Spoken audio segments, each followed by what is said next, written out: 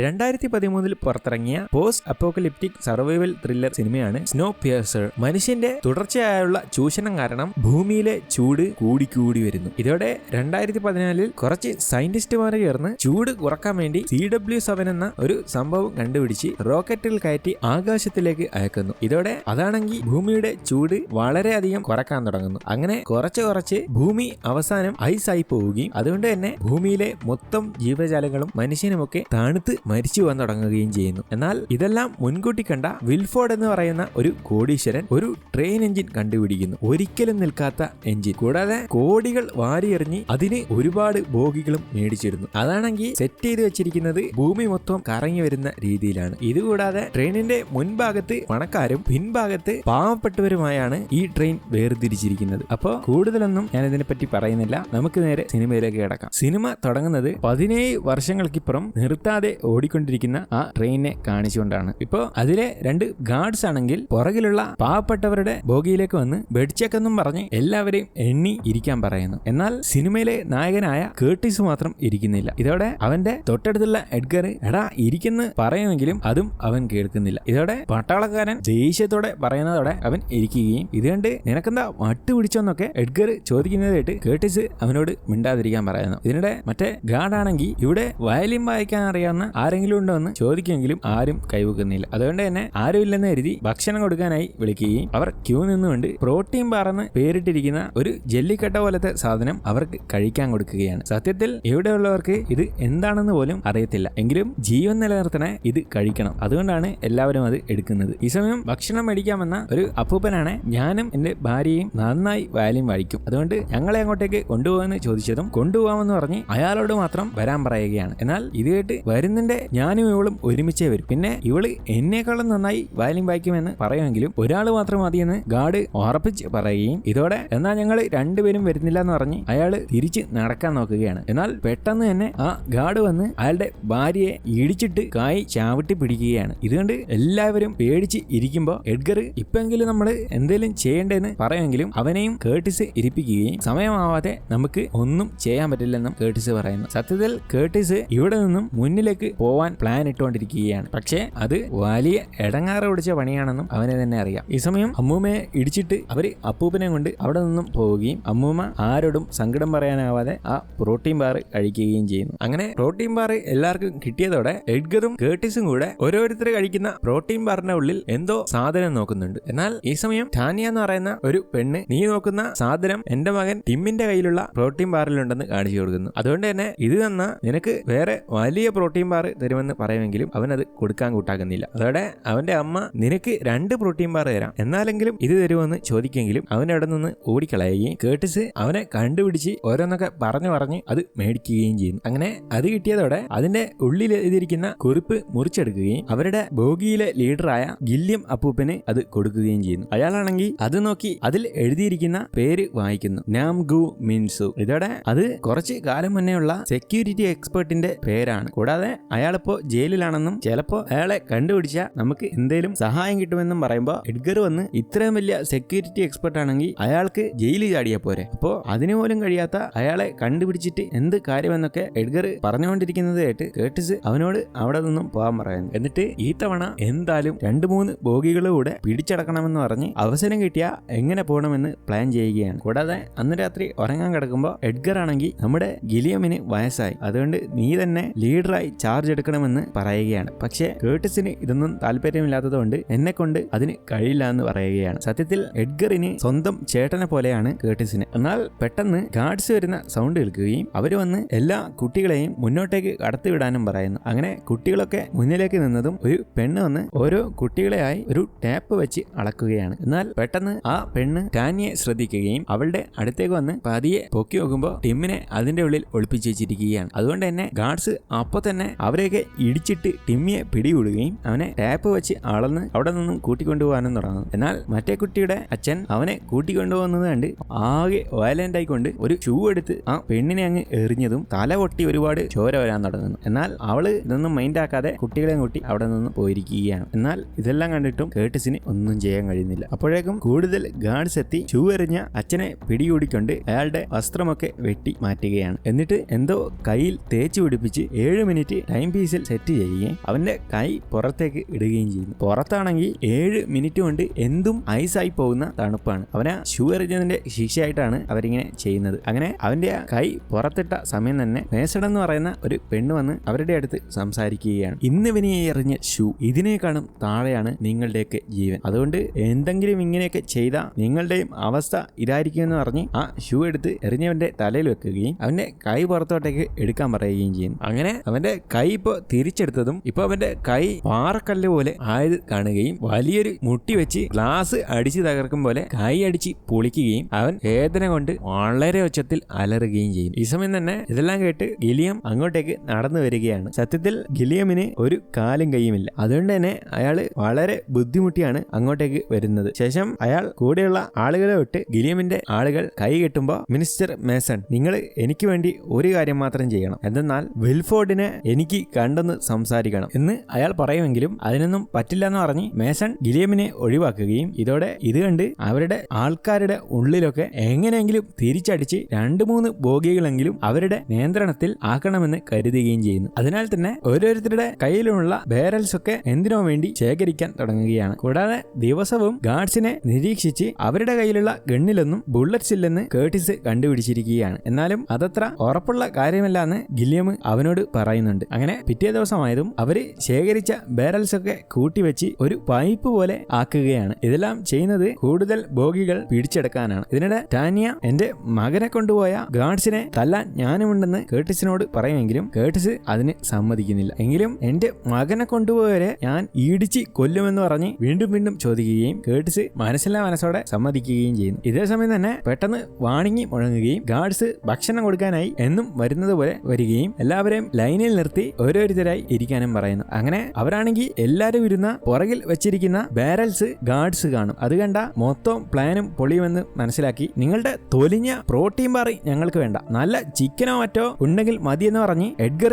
തുടങ്ങിയിട്ടെടുക്കുകയും ആൾക്കാരൊക്കെ അത് ഏറ്റുപിടിച്ച് ആകെ ബഹളം വെക്കാനും തുടങ്ങുന്നു. അതോടെ പട്ടാളക്കാർക്ക് ആകെ ദേഷ്യം വന്നുകൊണ്ട് ഒരുത്തിനെ അങ്ങ് പിടിക്കുകയും ഇനി ഒച്ച വെച്ചാ ഞാൻ ഇവനിട്ടങ്ങ് പൊട്ടിക്കുമെന്നും പറയുമ്പോൾ ആൾക്കാരൊക്കെ പേടിക്കുകയും ഈ സമയം തന്നെ കേർട്ടിസ് അവന്റെ ജീവൻ പണയപ്പെടുത്തി മുന്നിലേക്ക് പോവുകയും തോക്ക് തലയിലേക്ക് വെച്ച് സ്വിച്ച് അങ്ങ് അമർത്തുന്നു. അതോടെ ഗണ്ണിൽ ബുള്ളറ്റിൽ നിന്ന് 100% ഉറപ്പ് വരികയും ആൾക്കാരൊക്കെ വീണ്ടും ഓണായി ബാരൽസ് പൊക്കുകയും മുന്നിലുള്ള ഗാർഡ്സിനെയൊക്കെ ചവിട്ടിയിട്ട് ബോഗികളുടെ ഡോറ് അടക്കം മുന്നേ ഓടിച്ചെന്ന് അവിടെയുള്ള ഗാർഡ്സിനെയും എല്ലാരും കൂടെ ഇടിച്ച് പൊളിക്കാൻ തുടങ്ങുകയും മറ്റേ ടാനിയൊക്കെ ടിമ്മിനെ ഓർത്ത് കയ്യിൽ കിട്ടുന്നതൊക്കെ എടുത്ത് ഗാർഡ്സിനെയൊക്കെ ഇടിച്ച് പൊളിച്ചു കളയുന്നു. എങ്കിലും ഡോറ് തുറന്നിരിക്കുന്ന ഒരു ബോഗിയിലേക്ക് മാത്രം അവർക്ക് പോകാൻ കഴിയുന്നില്ല. കാരണം വലിയൊരു മനുഷ്യൻ എല്ലാവരെയും ഇടിക്കാനായി ഓഞ്ഞ് വീശിക്കൊണ്ടിരിക്കുകയാണ്. അവന്റേതാണ് ഒരു അടി കിട്ടിയ ഡയറക്റ്റ് മരിച്ചവും. അതുകൊണ്ട് തന്നെ എല്ലാവരും പേടിച്ചു നിൽക്കുമ്പോൾ അവരുടെ ഫൈറ്റ് അറിയാവുന്ന ഒരുത്തൻ ഓടി വരികയും ചാടി കഴുത്തിലേക്ക് കയറി കത്തികൊണ്ട് കൊന്നുകളയുകയും ചെയ്യും. അങ്ങനെ അവരാണെങ്കിൽ ഇപ്പോ ജയില് വരെയുള്ള ബോഗികൾ പിടിച്ചെടുത്തിരിക്കുന്നു. കൂടാതെ അവിടെ തന്നെയാണ് നേരത്തെ കുറിപ്പിൽ കണ്ട നാംഗു മിൻസുവിനെ ഉറക്കിക്കെടുത്തിയിരിക്കുന്നത് എന്ന് പറഞ്ഞ ജയിലിൽ ഇട്ടിരിക്കുന്നത്. സത്യത്തിൽ ട്രെയിനിൽ ഫുഡൊക്കെ വളരെ കുറവായതുകൊണ്ട് ഈ ജയിലിലിടേണ്ടവരെ എന്തോ കൊടുത്ത് ഉറക്കിക്കെടുത്തിയാണ് പൂട്ടിയിടുന്നത്. അങ്ങനെ എഡ്ഗർ ആണെങ്കിൽ അവന്റെ പേരുള്ള വാതില് തുറന്നതിന് ശേഷം അവനെ പുറത്തോട്ടേക്ക് എടുക്കുകയും തട്ടി വിളിച്ചു നോക്കുകയും ചെയ്യുന്നു. എന്നാൽ കുറെ കാലമായി ഉറങ്ങിക്കിടക്കുന്നതുകൊണ്ട് തന്നെ അവൻ എഴുന്നേൽക്കുന്നില്ല. ഇതിനാൽ അവരുടെ കയ്യിലുള്ള ക്രോണോൾ എന്ന് പറയുന്ന ഒരു ഡ്രഗ് പോലെയുള്ള സാധനം അവനെ മണപ്പിക്കുകയും അയാൾ ഇതിന് വളരെയധികം അഡിക്റ്റ് ആയതുകൊണ്ട് അത് മണത്തോണ്ട് തന്നെ എഴുന്നേൽക്കുകയാണ്. ഇതോടെ നിങ്ങളല്ലേ നാംഗുങ് മിറ്റ്സു, മുൻപ് ഈ ട്രെയിനിലെ സെക്യൂരിറ്റി സ്പെഷ്യലിസ്റ്റ്, പിന്നെ ഞങ്ങൾക്കറിയാൻ കഴിഞ്ഞത് നിങ്ങളാണ് ഈ ട്രെയിനിലെ മൊത്തം ലോക്ക് സിസ്റ്റവും ഡിസൈൻ ചെയ്തത്. അതിനാൽ നിങ്ങൾ നമ്മളെ ഒന്ന് സഹായിക്കുമെന്ന് ചോദിച്ചതും നാംഗുങ് മിൻസു ഞാൻ തന്നെയാണ്, പിന്നെ എന്തിന്റെ സഹായമാണ് നിങ്ങൾക്ക് വേണ്ടതെന്ന് കൂടെ അയാൾ ചോദിച്ചതും ഞങ്ങൾ എല്ലാ ഡോറുകളും തുറന്ന് ട്രെയിനിന്റെ മുൻഭാഗമായ വിൽഫോർഡുള്ള സ്ഥലത്തേക്ക് എത്തിച്ചേരാൻ നോക്കുകയാണ്. അതിന് നിങ്ങൾക്ക് ഡോറ് തുറന്നു തരാൻ പറ്റുമെന്ന് കേർട്ടിസ് ചോദിക്കുമ്പോൾ അതിന് ഇതെല്ലാം ചെയ്തു തന്നിട്ട് എനിക്കെന്താ കാര്യമെന്ന് അയാൾ ചോദിക്കുന്നു. അതിന്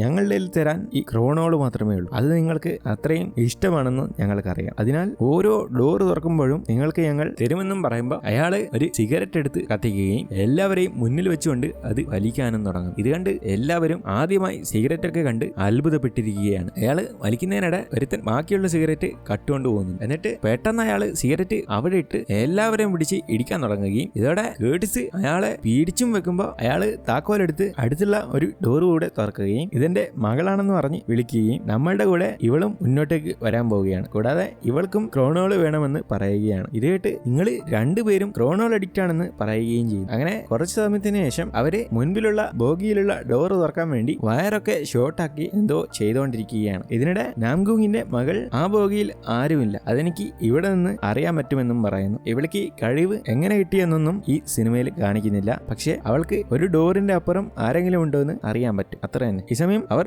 ഡോർ തുറക്കാൻ പോയതും ക്രോണോള് തരാൻ പറയുകയും കേട്ടിസ് അത് കൊടുക്കുന്നതോടെ ആ ബോഗിയുടെ ഡോർ തുറന്ന് എല്ലാവരും അങ്ങോട്ടേക്ക് കടക്കുകയും ചെയ്യുന്നു. നോക്കുമ്പോൾ അവള് പറഞ്ഞതുപോലെ തന്നെ ആ ബോഗിയിൽ ആരും തന്നെ ഇല്ല. ഈ സമയം ട്രെയിൻ പെട്ടെന്ന് ടണലിൽ നിന്നോ മറ്റോ വെളിച്ചത്തേക്ക് ഇറങ്ങിയതും ആ ഒരു ബോഗിയിൽ വിൻഡോ ഉള്ളത് കൊണ്ട് കാലത്തിന് ശേഷം എല്ലാവരും വെളിച്ചം കാണുകയും ആ വെളിച്ചത്തോട് കണ്ണ് സെറ്റായി വരാൻ കുറച്ച് സമയമെടുക്കുകയും ചെയ്യും. എഡ്ഗറൊക്കെ ഈ ട്രെയിനിൽ ജനിച്ചതുകൊണ്ട് ആദ്യമായാണ് പുറം ലോകത്തെ വെളിച്ചമൊക്കെ കാണുന്നത്. നോക്കുമ്പോൾ പുറത്തെല്ലാം നശിച്ച് മൊത്തം ഐസായി കിടക്കുകയാണ്. അങ്ങനെ അവർ ഒരുപാട് സമയം പുറത്തേക്ക് നോക്കിയത് മതിയെന്നും പറഞ്ഞ് നാംഗൂങ്ങിനെ കേട്ടിസ് വിളിക്കുകയും അടുത്ത ബോഗിയുടെ ഡോറ് തുറപ്പിക്കാനുള്ള പരിപാടി നോക്കുകയും ചെയ്യും. ഇതിനിടെ ആ ഡോറ് തുറക്കുന്നതിനുള്ള ക്രോണോള് കൂടെ കേട്ടിസ് കൊടുത്തിരിക്കുകയാണ്. അതുകൊണ്ട് തന്നെ ഡോറ് തുറന്നതും പെട്ടെന്ന് ഒരുത്തൻ ചാടി മുകളിലേക്ക് കയറുകയും എന്തോ തിരിച്ച് ലൂസ് ആക്കുകയും ചെയ്യുന്നു. നോക്കുമ്പോൾ അവിടെ നിന്നാണ് അവർ കഴിക്കുന്ന പ്രോട്ടീൻ ബാർ ഉണ്ടാക്കിക്കൊണ്ടിരിക്കുന്നത്. കൂടാതെ ഈ കാണുന്ന ആളെ കുറച്ച് ദിവസം മുന്നേ ഗാർഡ്സ് കേട്ടിസിന്റെ ബോഗിയിൽ നിന്നും പണിയെടുപ്പിക്കാൻ വേണ്ടി ഇങ്ങോട്ടേക്ക് പിടിച്ചു കൊണ്ടുവന്നതാണ്. അതിനാൽ തന്നെ പോളെ നിന്ന് താഴെ ഇറങ്ങുന്ന പറഞ്ഞ് അവനെ താഴെ ഇറക്കുകയാണ്. അവിടെയാണെങ്കിൽ ഇഷ്ടം പോലെ പ്രോട്ടീൻ ബാർ ഉണ്ടാക്കി വെച്ചതുകൊണ്ട് അവരൊക്കെ എടുത്ത് കഴിക്കുകയാണ്. പക്ഷെ ഇതൊക്കെ കണ്ട് പോള് എന്തിനെയോ പേടിക്കുന്നുണ്ട്. അതുകൊണ്ട് തന്നെ പോളിനോട് അവിടെ നിൽക്കാൻ പറഞ്ഞുകൊണ്ട് നമുക്ക് കയറുന്ന ഈ പ്രോട്ടീൻ ബാറൊക്കെ എന്ത് വെച്ചാണ് ഉണ്ടാക്കുന്നതെന്ന് ചോദിച്ചതും അവനോട് തന്നെ മുകളിൽ കയറി നോക്കാൻ പറയുകയും ഇതോടെ കേട്ടിസ് കയറി നോക്കിയതും ഒരുപാട് കൂറയെയും പാറ്റകളെയും ചതുക്കിയാണ് ഇത് ഉണ്ടാക്കുന്നതെന്ന് കാണുകയും ചെയ്യും. അത് കണ്ടിട്ടാണെങ്കിൽ അവനാകെ ഛർദ്ദിക്കാൻ വന്നിരിക്കുകയാണ്. പക്ഷെ അവനത് ആരോടും പറയുന്നില്ല. കാരണം അതെങ്ങാനും പറഞ്ഞ എല്ലാവരും ഇത് കഴിക്കാതെ പട്ടിണി കിടന്ന് ചാവും. അങ്ങനെ അവരൊക്കെ ആണെങ്കിൽ ഇഷ്ടം പോലെ പ്രോട്ടീൻ ബാർ അവിടെ നിന്ന് കഴിച്ചുകൊണ്ടിരിക്കുമ്പോൾ കേട്ടിസ് പോളിനെ പിടിക്കുകയും നീ എന്തുവാണ് ഞങ്ങൾക്ക് തിന്നാൻ തരുന്നതെന്ന് പറഞ്ഞ് ആകെ ചൂടാവുകയും ചെയ്യുമ്പോൾ എടാ ഞാനിത് മനഃപൂർവ്വം ചെയ്യുന്നതല്ല, ഇവിടെ വേറൊന്നും തിന്നാനില്ല, അതുകൊണ്ട് ഞാൻ വരെ ഇതാ കഴിക്കുന്നതെന്ന് പറഞ്ഞ് അയാളും കഴിക്കുകയും ഈ സമയം അയാളുടെ കയ്യിൽ നിന്ന് കുറിപ്പ് വീഴുന്നത് കണ്ട് അപ്പോ നീയാണോ ഈ പ്രോട്ടീൻ ബാറിന്റെ ഉള്ളില് കുറിപ്പ് വെച്ച് അയക്കുന്നതെന്നും ചോദിച്ചതും അത് സത്യമായിട്ട് ഞാനല്ല, പക്ഷെ മുന്നിൽ നിന്ന് നിങ്ങളെ ആരോ സഹായിക്കാൻ ശ്രമിക്കുന്നുണ്ട്, അതുകൊണ്ടാണ് അത് വെക്കുന്നതെന്നും പറയുമ്പോൾ അവന്റെ കയ്യിൽ നിന്നും വീണ കുറിപ്പ് കൂടെ കേട്ടിസ് ഗിലിയമിന് കൊടുക്കുന്നു. അങ്ങനെ അതിൽ നോക്കുമ്പോൾ വാട്ടർ എന്നാണ് എഴുതിയിരിക്കുന്നത്. അതിനാൽ തന്നെ ട്രെയിനിലെ മൊത്തം വെള്ളവും കൺട്രോൾ ചെയ്യുന്ന ഒരു ബോഗി ഉണ്ടാവും. അപ്പോൾ അതെങ്ങാനും കയ്യിൽ കിട്ടിക്കഴിഞ്ഞാൽ നമുക്ക് വെള്ളം വെച്ച് ഈ ട്രെയിനിനെ തന്നെ കൺട്രോൾ ചെയ്യാമെന്ന് പറയുകയാണ്. കാരണം വെള്ളം കിട്ടിയില്ലെങ്കിൽ മനുഷ്യൻ എന്ത് വേണേലും അതിന് പകരം നൽകും. ഇതിനിടെ പോളാണെങ്കിൽ എനിക്ക് തോന്നുന്നത് 2 ബോഗിക്കപ്പുറം വാട്ടർ സെക്ഷൻ ആണെന്ന് പറഞ്ഞു കൊടുക്കുകയാണ്. അങ്ങനെ തൊട്ടടുത്തുള്ള ബോഗി തുറക്കാനായി നാംഗൂങ് വയറൊക്കെ എടുത്ത് എന്തൊക്കെയോ ചെയ്യുകയും അയാള് ഒരുപാട് സമയം ശ്രമിക്കുകയും ചെയ്യുന്നു. എങ്കിലും അത് ഓപ്പൺ ആകുന്നില്ല. ഇതിനിടെ നാംഗൂങ്ങിന്റെ മകൾ ആ ബോഗിയിൽ എന്താണെന്ന് അവളുടെ കഴിവ് വെച്ച് നോക്കിയതും പെട്ടെന്ന് അവൾ എന്തോ കണ്ട് തുറക്കരുതെന്ന് പറയുകയും ഈ സമയം തന്നെ നാംഗൂങ്ങിനോട് അത് തുറന്നു പോവുകയും ചെയ്യുന്നു. ഇതോടെ അതിൽ നോക്കുമ്പോൾ ആയുധങ്ങളുമായി ഒരുപാട് ഗാർഡ്സ് നിൽക്കുകയാണ്. ഇവരുടെ കയ്യിലാണെങ്കിൽ ആയുധം പോയിട്ട് ഒന്നും തന്നെ ഇല്ല. എന്നാൽ വേറെ വഴിയില്ലാത്തതുകൊണ്ട് അവിടെ വമ്പൻ ഫൈറ്റ് തുടങ്ങുകയാണ്. ഫൈറ്റിനിടെ കേട്ടിസിന്റെ ടീമിലെ ഒരുപാട് ആൾക്കാരെ ഗാർഡ്സ് കൊന്നു കളയുന്നുണ്ട്. എങ്കിലും എങ്ങനെയൊക്കെയോ പിടിച്ചു നിൽക്കുകയും പരസ്പരം വിട്ടുകൊടുക്കാതെ അടിച്ച് പൊളിക്കുകയും ചെയ്യുന്നു. എന്നാൽ പെട്ടെന്ന് പുറകിൽ നിന്നും ഗാർഡ്സിന് വിളി വരികയും അടുത്തൊരു ബ്രിഡ്ജ് പാസ് ചെയ്യുന്നത് കൊണ്ട് ഫൈറ്റ് ഒക്കെ നിർത്തി പുറകിലേക്ക് വരാനും പറയുന്നു. സത്യത്തിൽ ഈ ഭൂമി കറക്റ്റ് 1 വർഷം കൊണ്ട് ഈ ട്രെയിൻ കറങ്ങുന്നതിനാൽ ഈ ബ്രിഡ്ജ് കടന്നാലാണ് ന്യൂ ഇയർ. അതിനാൽ തന്നെ അത് കടന്നതും എല്ലാവരും ഹാപ്പി ന്യൂ ഇയർ പറയുകയും ഈ സമയം നാംഗൂങ് മിൻസു എന്തിനെയോ കണ്ട് താഴേക്ക് നോക്കി മകളോട് കണ്ടുവെന്നും ചോദിക്കുന്നു. എന്നാൽ ട്രെയിൻ വീണ്ടും പഴയതുപോലെ ആയതും വീണ്ടും ഫൈറ്റ് തുടങ്ങുകയും എന്നാൽ പെട്ടെന്ന് തന്നെ ഫൈറ്റ് നിർത്താൻ പറഞ്ഞുകൊണ്ട് മേസൺ ഗാർഡ്സിന്റെ അടുത്ത് എന്തോ പറയുകയും അവർക്ക് വെക്കാനായി നൈറ്റ് വിഷൻ ക്യാമറ കൊടുക്കുകയും ചെയ്യുന്നു. സത്യത്തിൽ അവരിത് വെക്കാൻ കാരണം വലിയൊരു ടണൽ വരാൻ പോവുകയാണ്. അപ്പോൾ ട്രെയിനിൽ മൊത്തം ഇരുട്ടാം. ഇതോടെ നൈറ്റ് വിഷൻ ക്യാമറ വെച്ചാൽ മാത്രമേ ഇവർക്ക് കാണാൻ കഴിയത്തുള്ളൂ. അതിനാണ് ഇത് വെച്ചിരിക്കുന്നത്. ഇതോടെ ഉടൻ തന്നെ ട്രെയിൻ ടണലിലേക്ക് കയറുകയും കേട്ടിസിനും ടീമിനും ഒന്നും കാണാത്തതുകൊണ്ട് കേട്ടിസിന്റെ ഒരുപാട് ആൾക്കാരെ ഗാർഡ്സ് ഈസിയായി തട്ടിക്കളയുകയാണ്. മറ്റേ മേസൺ ആണെങ്കിൽ ഇതൊക്കെ ആസ്വദിച്ച് കണ്ടുകൊണ്ടിരിക്കുന്നു. ഇതേ സമയം തന്നെ കേട്ടിസ് നേരത്തെ നാംഗൂങ്ങിന്റെ സിഗരറ്റും തീപ്പെട്ടിയും മോഷ്ടിച്ച ചെറുക്കനോട് എന്തോ തീ കൊളുത്താൻ പറഞ്ഞതും അവൻ പന്തം കൊളുത്തിക്കൊണ്ട് ഒരാളുടെ കൊടുക്കുകയും അയാളത് ഒരുപാട് തീയാക്കിക്കൊണ്ട് തിരിച്ച് അടിക്കാനും തുടങ്ങുന്നു. അങ്ങനെ ഇപ്പോ ഗാർഡ്സിനെയൊക്കെ തീ വെച്ചടിച്ച് കത്തി കൊണ്ട് തീർത്ത് കളയുകയും ഇതിനിടെ കത്തി മേസന്റെ കാലിലൊക്കെ കൊള്ളുമ്പോൾ കേട്ടിസ് മേസനെ പിടിക്കാൻ പോകുന്നതിനിടെ മറ്റൊരു വലിയ ഗാർഡ് എഡ്ഗറിനെ പിടിച്ചു വെക്കുകയും മേസനെ തൊട്ട കൊന്നുകളയുമെന്ന് പറയുകയും ചെയ്യും. ഇതോടെ കേട്ടിസ് എഡ്ഗറിനെ രക്ഷിക്കാൻ നിന്ന എല്ലാവരുടെയും ജീവിതം അപകടത്തിലാവും. പക്ഷേ മേസനെ പിടിച്ച എല്ലാ ഗാർഡ്സിനെയും കൺട്രോൾ ചെയ്യാമെന്നോർത്ത് കേർട്ടിസ് മേസന്റെ അടുത്തേക്ക് ഓടുകയും മറ്റവൻ എഡ്ഗറിനെ കുത്തി കൊന്നുകളയുകയും ചെയ്യും. ഇതോടെ കേർട്ടിസ് മേസനെ പിടിച്ച് കൊന്നുകളയുമെന്ന് പറഞ്ഞുകൊണ്ട് എല്ലാ ഗാർഡ്സിനെയും മേസനെ കൊണ്ട് പറയിപ്പിച്ച് ഒതുക്കി നിർത്തിയിരിക്കുകയാണ്. അങ്ങനെ കേർട്ടിസ് ആണെങ്കിൽ മേസനെ പിടിച്ച് കുറച്ച് പുറകിലേക്ക് കൊണ്ടുപോകുമ്പോൾ മറ്റേ വലിയ ഗാർഡ് കേർട്ടിസിനെ കൊല്ലാനായി ഓടി വരികയും അപ്പോഴേക്ക് അത് കണ്ട് നാംഗൂങ്ങിന്റെ മകൾ ഒരു വടിയങ്ങ് തട്ടിക്കൊടുത്തതും അവന്റെ നെഞ്ച് അതിൽ കയറി മരിച്ചു പോവുകയും ചെയ്യും. ഇവിടെ ഗിലിയമാണ് എഡ്ഗർ മരിച്ചത് കണ്ട് ആകെ സങ്കടപ്പെട്ട് കരയുകയും കേർട്ടിസും അവിടെ സങ്കടത്തോടെ ഇരിക്കുകയും ചെയ്യുന്നു. ഈ സമയം ഗിലിയമാണ് ഗാർഡ്സ് വരാൻ വേണ്ടി മറ്റേ ബോഗിയും തുറന്നതുകൊണ്ട് അതാണ് വെള്ളമുള്ള ബോഗിയെന്ന് മനസ്സിലാവുകയും അവിടെ പോയി എല്ലാവരോടും കുളിക്കാൻ പറയുകയും ചെയ്യുന്നു. അങ്ങനെ ജീവിതത്തിൽ ആദ്യമായൊക്കെ ചിലര് കുളിക്കുകയാണ്. കാരണം ഒരുപാട് പേര് ഈ ട്രെയിനിലാണ് ജനിച്ചത് തന്നെ. ഇവിടെ മേസനെ ടാനിയെയും മറ്റേ കൈവെട്ടിക്കളഞ്ഞ അവനും ചേർന്ന് ഇടിക്കുകയും ഞങ്ങളുടെ കുട്ടികളെ എന്തിനാ കൊണ്ടുപോയെന്ന് ചോദിച്ച് ആകെ ദേഷ്യപ്പെട്ടുകൊണ്ടിരിക്കുകയാണ്. മറ്റവനാണെങ്കിൽ എന്റെ കൈവെട്ടിയതുപോലെ നിന്റെയും വെട്ടുമെന്ന് പറഞ്ഞ് ദേഷ്യപ്പെടുന്നത് കണ്ട് അവള് കുട്ടികളെ പറ്റി പറയാൻ തുടങ്ങുകയും നിങ്ങളുടെ കുട്ടികൾ ഇപ്പോ വെൽഫോർഡിന്റെ അടുത്താണ്, അയാൾക്ക് കുട്ടികളെ വലിയ ഇഷ്ടമായതുകൊണ്ടാണ് ഞങ്ങള് വെൽഫോർഡിന്റെ അടുത്തേക്ക് കുട്ടികളെ കൊണ്ടുപോയതെന്നും പറയുന്നു. പിന്നെ എന്നെ എന്തെങ്കിലും നിങ്ങൾ ചെയ്താൽ നിങ്ങൾക്ക് മുന്നോട്ട് പോകാൻ വളരെ ബുദ്ധിമുട്ടായിരിക്കും, അതിനാൽ ഞാനുണ്ടെങ്കിൽ നിങ്ങൾക്ക് ഈസിയായി മുന്നോട്ട് പോകാമെന്നാണ് മേസൺ പറയുന്നത്. പക്ഷേ കേർട്ടിസ് ഇതൊന്നും കേൾക്കാതെ സംസാരിക്കാൻ തുടങ്ങുകയും നിന്നെ ഞങ്ങള് ഉറപ്പായിട്ടും എവിടെ ഇട്ട് കൊല്ലും, അതുകൊണ്ട് നിനക്ക് ജീവൻ വേണേ വിൽഫോർഡിനെ ഇങ്ങോട്ടേക്ക് വിളിച്ചോ എന്നും പറയുന്നു. നിങ്ങൾ എന്തൊക്കെ ചെയ്തിട്ടും കാര്യമില്ല, അയാള് ആ എഞ്ചിൻ വിട്ട് പുറത്തു വരില്ല എന്ന് വീണ്ടും വീണ്ടും മേസൺ പറയുമ്പോ